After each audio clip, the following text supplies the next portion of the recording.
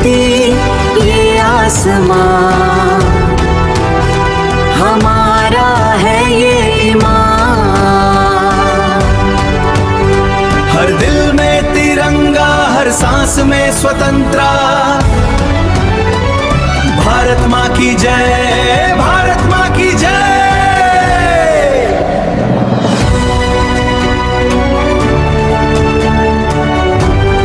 Hello, welcome back to my channel. मी सुप्रिया आणि सुप्रियाज ब्लॉगमध्ये तुमचं मनापासून स्वागत आहे. तर सगळ्यांना श्री स्वामी समर्थ स्वामी महाराज तुमच्या मनातल्या सगळ्यांच्या चांगल्या इच्छा लवकरात लवकर पूर्ण करून ही त्यांच्या चरणी मनापासून प्रार्थना. तर संध्याकाळचा टाईम आहे आणि आज स्वातंत्र्य दिनाच्या पहिल्या तर तुम्हाला सगळ्यांना माझ्याकडून, आमच्या रियाकडून, आमच्या जानूकडून, सगळ्यांच्याकडून स्वातंत्र्य दिनाच्या खूप खूप शुभेच्छा. रिया, शुभेच्छा दे सगळ्यांना. सगळ्या आत्तूंना म्हण हाय. आत्तू सगळ्यांना म्हण हाय. आणि म्हण स्वातंत्र्य दिनाच्या नीट नीट नीट स्वातंत्र्य दिनाच्या खूप खूप शुभेच्छा. खूप खूप शुभेच्छा. आणि मी केलेलं भाषण बघितलं का? म्हण मी केलेलं भाषण बघितलं का? मी अंगणवाडीत होतो त्यावेळेला. मी आता पहिलीत आहे. किती आहेस तू सांग? पहिली. बरं, शाळेत कसं कसं झालं तुमच्या साजरा? झेंडावंदन तुमचा छान झालं ना? प्रभात फेरी काढलेली छान झालं ना? सेलिब्रेट झाला. काय काय दिलं तुम्हाला खायला? काय काय वाटलेलं तुम्हाला शाळेमध्ये आज? जिलेबी आणि बिस्किट. जिलेबी आणि बिस्किट. आणि तुमच्या दुकानात जिलेबी आहे ना? हाय. मग तुम्ही काय दिलात? काय नाही, जिलेबी तिथनंच आणलेलं. तिथनंच आणलेली होय.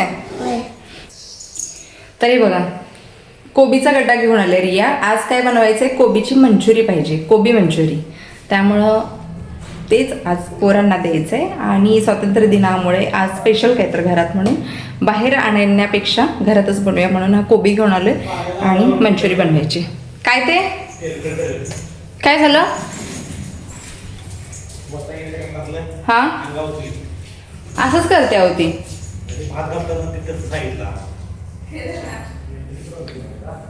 इकडे जानूने ना आज दिवसातून 2 वेळांना खरकडं ओतायला गेलेली आणि ते सगळं अंगावरती असं सांडून घेतले बघा.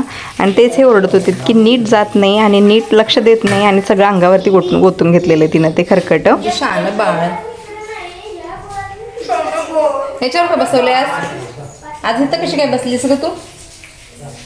कशी काय बसलीस? हात दे. कुणी मारलं का तुला? आगाऊ कोण आहे टप्पी? कशी आहे टप्पी आमची? केवढी गोरी आहे बघा, केवढी गोरी आहे.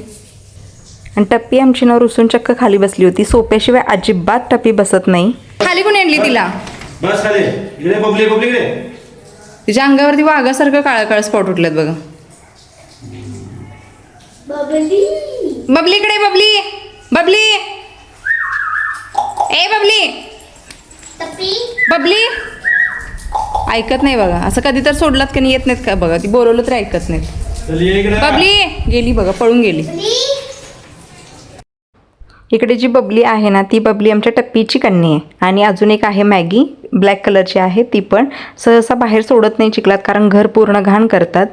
सकाळी किंवा संध्याकाळी एक टाईम त्यांना आम्ही बाहेर सोडतो, तर त्या वरतीच असतात. आता स्लॅबवरती पाणी आहे त्यामुळे मी त्यांना बाल्कनीमध्येच ठेवलेलं आहे आणि त्याची बसण्याची वगैरे व्यवस्था तिथंच केलेली आहे. त्यामुळे ते तिथंच राहतात आणि व्यवस्थित राहतात. पण असं कधी तर सोडलं ना की अशा दमवतात, येतच नाहीत घरी लवकर, कारण त्यांना माहिती असते की आम्ही एकदा त्यांना डाळून घातलं ना किंवा आता दरवाजा लावून घेतला की आम्ही उघडत नाही. खाण्यापुरता आणि पाणी पाजण्यापुरता उघडतो. त्यामुळे ते एकदा सोडले की त्या ऐकायला येत नाहीत आणि गेल्या म्हणजे ते परत काय लगेच तासभर येत नाहीत. आणि आल्या ना तर एवढ्या घाणून येतात ना, मग त्यांना आंघोळीशिवाय पर्याय नसतो आणि अजिबात ऐकत नाहीत, एवढ्या वांड झालेल्या आहेत. तर असो, तर इकडे आज स्वातंत्र्य दिन आहे म्हणून संध्याकाळचा टाईम आणि आम्ही यांना म्हणत होतो की देशाला स्वातंत्र्य मिळाले, आम्हाला पण जरा किचनमधनं सुट्टी पाहिजे, त्यामुळे आपण बाहेरच जाऊया जेवायला किंवा बाहेरूनच पार्सल मागवा. पण काय पावसाचं एक वातावरण आणि मग हे पण कंटाळले होते. ते एकच दिवस सुट्टी मिळते त्यांना, राहू दे म्हटलेत, नको बाहेरचं खाऊन आणि नको त्याच्यापेक्षा घरच्या घरीच खायचं, तेवढंच फक्त नाश्ता बनव, जेवण राहू दे. असा विषय झाल्यानंतर मग काय नाश्त्यात आता करायचं काय हा प्रश्न होता. तर सगळेजण लागलेत मंचुरियन पाहिजे म्हणून. आता कोबी नव्हता घरी, संपला संपलेला राहू दे म्हणत होते मी मंचुरियन वगैरे बनवायचं, पण तो उपलब्ध करून आणून दिला मला या सगळ्यांनी. एवढी सगळे ना खाण्याच्या बाबतीत आमच्या घरात सगळेच म्हणजे खादाड म्हटलात ना तरी अक्षरशः चालतंय, कारण एका कडनं सगळ्यांना खाण्याचे. मला तर मी तर आहेच खायला हौशी, पण घरातले पण सगळेच तसे आहेत.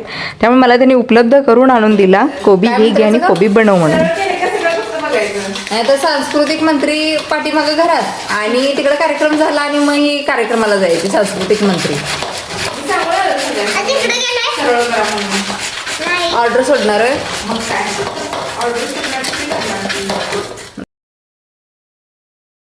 आता इकडे जानूच्या शाळेमध्ये ना परवा निवडणुका झाल्या आणि त्याच्यामध्ये ती सांस्कृतिक मंत्री बनली आहे. मग तिला मी तेच म्हणत होते, कारण सकाळी शाळेत जाताना ना ती एवढ्या वेळाने गेली होती, म्हणून म्हटलं सांस्कृतिक मंत्री घरात आणि तिकडे कार्यक्रम व्हायचे सगळे पूर्ण. तर म्हणते की मी ती ऑर्डर देऊन आलेली, मी आधी सगळ्यांना सांगून आलेले. तर असो, मीच त्या शाळेत शिकलेले आहे आणि मी सुद्धा ज्या वेळेला मी लहान होते 8वी 9वी 10वीमध्ये मी सुद्धा शाळेचं चांगल्या प्रकारे नेतृत्व सांभाळलेलं आहे. जे कोण माझे क्लासमेट बघत असतील त्यांना माहिती असेल, मी सुद्धा कुठलीही स्पर्धा सोडलेली नाही किंवा कुठलेही स्पोर्टमध्ये असू दे किंवा शाळेत कुठले कार्यक्रम असू दे, मी पुढाकार नेहमीच घेतलेला आहे. तर असो. आणि हो, माझी 1ली ते 7वी माझी ह्या मराठी शाळेमध्ये झालेलं आहे. 8वी 9वी 10वी बेडशेट ज्ञान विज्ञानमध्ये झाले. 11वी 12वी बेडामधल्या कॉलेजमध्ये झाले, कल्लेश्वर कॉलेजमध्ये, आणि तिथून पुढचं शिक्षण माझं कोल्हापूरमध्ये झाले. तर असो, इकडे एक मंचुरियनसाठी तयारी केलेली आहे आपण. मी चांगला कोबी आहे ना बारीक चाकूनं कट न करताना अगदी मी किसणी घेतलेली होती आणि किसणीनं छानसं किसून घेणार आहे. ते चांगलं मग मंचुरियनचे बॉल चांगले पडतात, त्यामुळे मी किसायलाच घेतलं होतं. आणि इकडे रियासुद्धा मला मदत करत होती. रिया आलं किसायला बसली होती छोटीशी किसणी घेऊन, आणि मग मी कोबी चांगला किसून घेतला होता. आणि जवळपास तो कोबी मोठ्या साईजमध्ये होता, त्यामुळे तो सगळाच मी घेतला होता. आणि किसताना असं वाटत होतं की बाबा एवढा पुरेल का सगळ्यांच्यासाठी, अंदाज आला नाही की बाबा कितपत होईल. आणि कोबी चांगला किसून घेतल्यानंतर काय करायचं, आपण आधीच तो धुवून घ्यायचा स्वच्छ, कारण त्याची पानं वगैरे सगळी जी खराब झालेली ती काढून टाकायची, स्वच्छ धुवायचा, कारण आपल्याला नंतर त्याला ओला करायचा नाही, त्यामुळे धुवून घेऊनच मग किसायचा.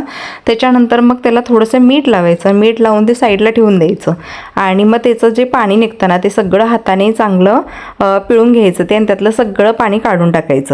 मग त्याच्यामध्ये आपल्याला पुढची प्रोसेस करायची आहे. मग काय काय ते मी तुम्हाला सांगते पुढं. तर इकडे रियाला मी थोडंसं बीट पण दिलं होतं, कारण आपल्याला ॲडिशनल कलर कुठलाही यूज करायचा नाही, त्यामुळे तिनं आलं छान किसलं होतं.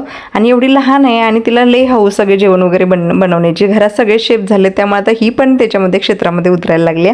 हिलासुद्धा जेवणाची आवड व्हायला लागल्या, त्यामुळे तीसुद्धा प्रत्येक गोष्टीत पुढाकार घेते बनवायला. आणि आरू ना सध्या मिक्सर लावतोय, त्यामुळे त्याचा एक वेगळाच प्रकार, म्हणजे एक वेगळीच खुशी आहे त्याच्यावरती की मम्मी मी मसाला बनवतो, मला येतोय बनवायला, मी मिक्सर लावतो, मी बनवतो, मला आता ते जमायला लागले. बरं बाबा ठीक आहे म्हटलं. माझा मिक्सर मी अजूनही नवीन घेतलेला नाही, एक ना एक दिवस घेणार, पण माझ्या जो मनात आहे तोच घेणार.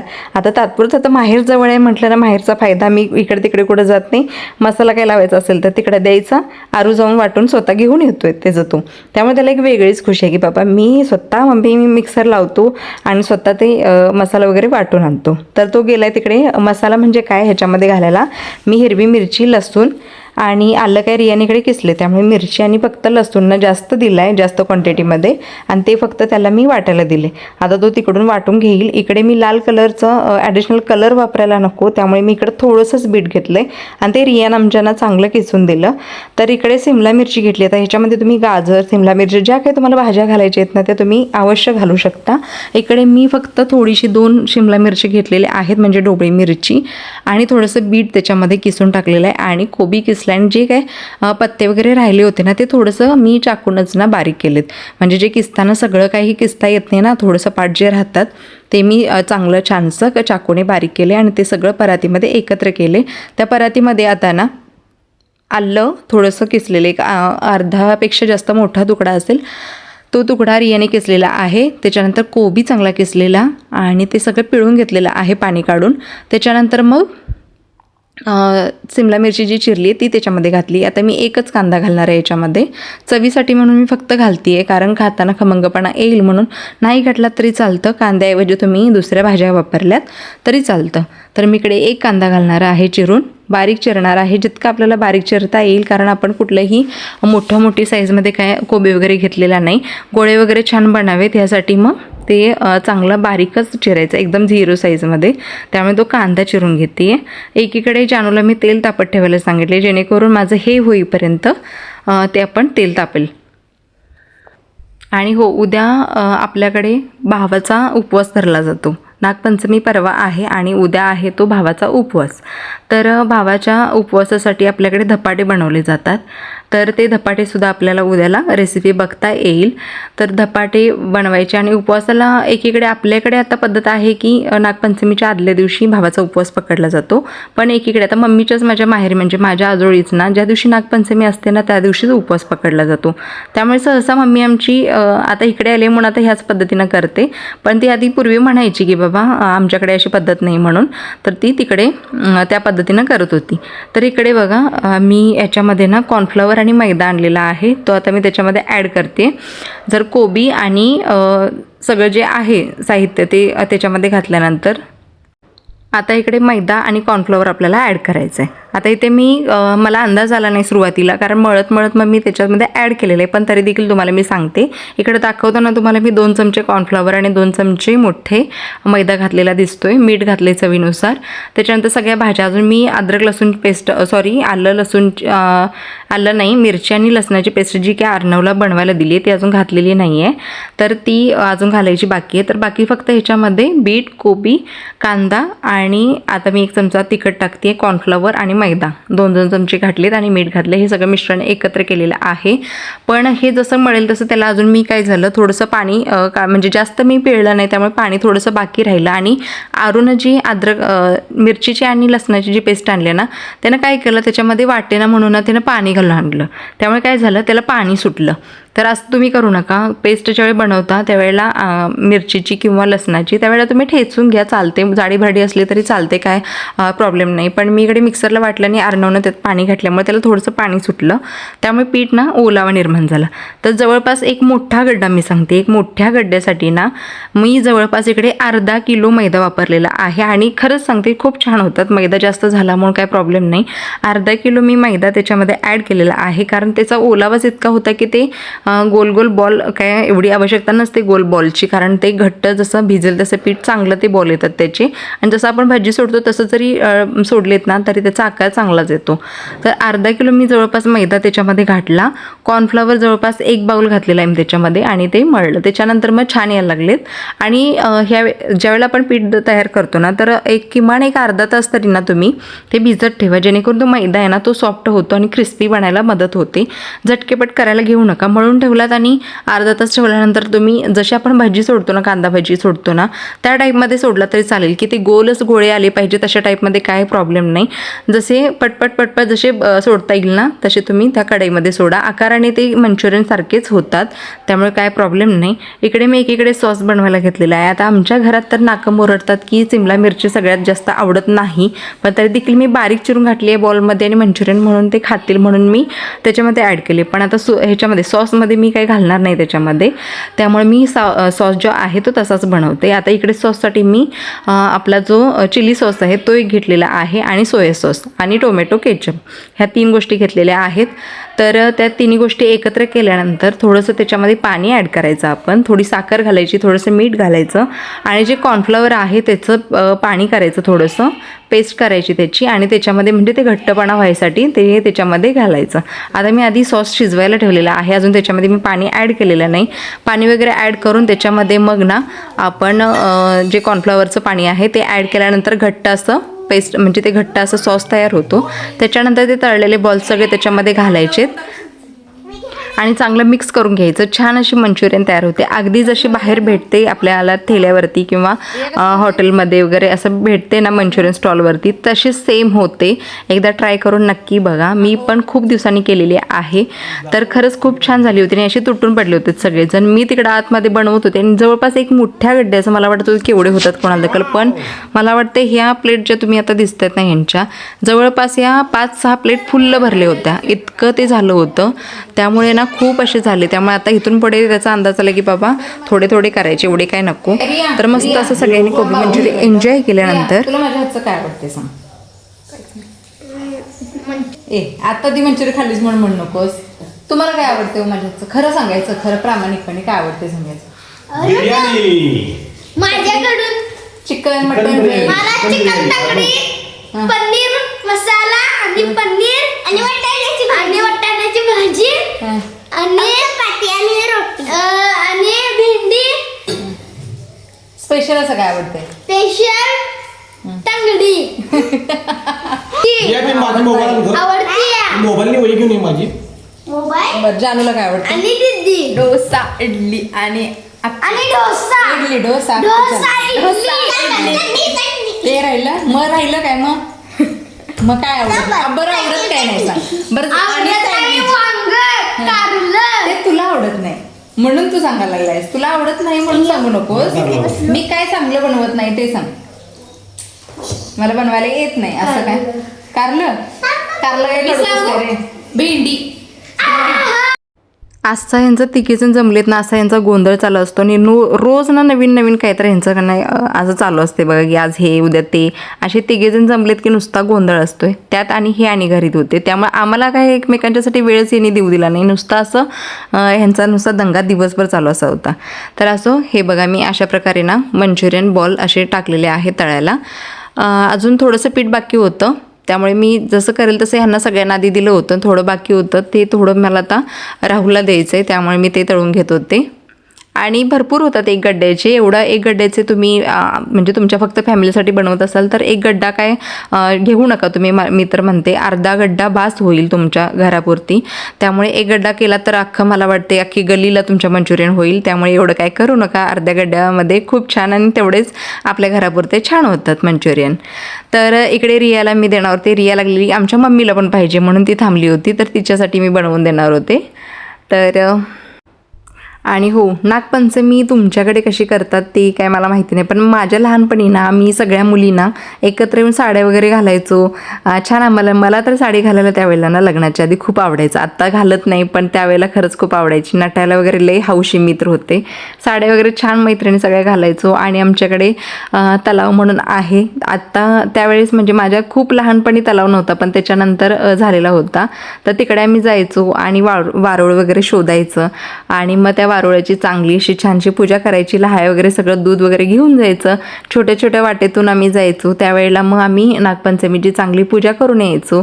आणि सगळे गाणे वगैरे म्हणत खरी म्हणजे गणपती गौरीची सुरुवात तिथून होते आमच्या इकडे नागपंचमीपासून. त्यावेळेस आम्ही नागपंचमीला ज्यावेळेस जातो ना त्यावेळेला आम्ही गौरीची वगैरे गाणी वगैरे म्हणायचो आणि ते खरंच खूप छान वाटायचं. त्यावेळेला कधी एकदा नागपंचमी येते कधी आम्ही एकदा जातोय असं व्हायचं. पण आता जानू जशी आहे ना तर पण ह्या पोरींना अजिबात जात नाहीत. आम्ही गौरी गणपतीत ना गौरी देखील आणायला इतक्या लांब जायचो. गौरी तिथून शोधून त्यांची पूजा करून तिथून घेऊन यायचो. पण आत्ता काय करतात माहिती का ह्या पोरी अजिबात जायला बघत नाही डोंगरात वगैरे. त्यांना आता सहज पुरुषांना वगैरे आणायला लावतात आणि इथल्या इथे हे करतात पण ते काय बरं वाटत नाही. आपण शोधून स्वतः घेऊन येऊन ती गौरीपूजनच्या वेळेला करतो ना त्यात एक वेगळीच मजा असते. त्यावेळेला सुद्धा आम्ही गौरी आणायला जाताना ना त्यावेळेला सुद्धा आम्ही ना साड्या वगैरे घालून जायचो. ती एक वेगळीच मजा होती. पण आता ते म्हणतात ना जसं हे बदलल तसं दिवस बदलतील तसं सगळंच बदलत चालले. आता निदान हे इथल्या इथं तरी आणतात. पुढच्या वेळेला काय होते काय माहिती. पुढची येणारी पिढी काय करते काय माहिती. तर असो इकडे मी मंचुरियन करते. इकडे मी सुकी मंचुरियन करावले कारण जास्त ग्रेव्ही नको होती त्यामुळे मी सुका हे करत होते फक्त. आणि ते मी कढईमध्ये असं छानसं मिक्स करून घेतलं कारण चमच्याने करता येईना त्यामुळे कढईच उचलली डायरेक्ट आणि कढईच हलवायला लागली आणि वरून थोडंसं मग राहिलेला सॉस त्याच्यावरती वतला. खरं सांगते अगदी बाहेर मार्केटमध्ये सुद्धा सॉफ्ट मिळते आणि घरी केलेली एकदम क्रंची आणि क्रिस्पी झाली होती. बाहेर काय होते बाहेर जे आपण खातो ना ते एकदम असे सॉफ्ट होते बघा नंतर खाऊ पण नाही वाटत एकदम चिकल झाल्यासारखं होते. पण ही एकदम मस्त अशी क्रिस्पी तोंडात गेल्यानंतर एकदम असा कुरकुरीतपणा येत होता आणि खायला एकदम भारी लागत होती. त्यामुळे मला तर प्रचंड आवडली. तुम्हीही नक्की करून बघा. असो व्हिडिओचा एंड आता इथंच करते. पुन्हा भेटून नवीन अशा एका रेसिपीसह उद्याच्या ब्लॉगमध्ये. तोपर्यंत बाय.